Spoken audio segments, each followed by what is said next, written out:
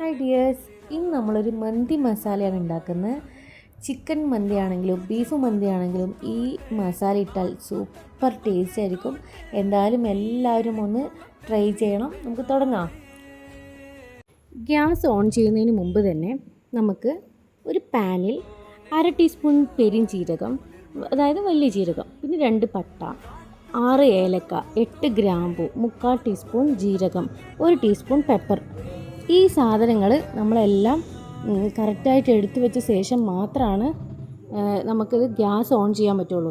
ഇത് നമ്മളുടെ ഇഷ്ടത്തിനനുസരിച്ച് ക്വാണ്ടിറ്റി കൂടുതലാക്കിയിട്ട് നമുക്ക് ചെയ്യാൻ പറ്റും. ഇപ്പോൾ 1/2 ടീസ്പൂണിന് പകരം 1 ടീസ്പൂൺ എടുക്കുക, അല്ലെങ്കിൽ 2 ടീസ്പൂൺ എടുക്കുക. അപ്പോൾ ഇതേ മെഷർമെൻറ്റ് കറക്റ്റ് ഫോളോ ചെയ്താൽ നമുക്ക് അടിപൊളി ഒരു അറബ് മസാല തന്നെ നമുക്ക് കിട്ടും. ഈ കൂട്ട് നമുക്ക് പൊടിച്ച് വെച്ചാൽ നമുക്ക് ആവശ്യത്തിനനുസരിച്ചിട്ട് നമുക്ക് കുഴിമന്തി ആണെങ്കിലും ബീഫ് മന്തി ആണെങ്കിലും എന്തിനു വേണമെങ്കിലും നമുക്ക് ഉപയോഗിക്കാം. Thank you for watching.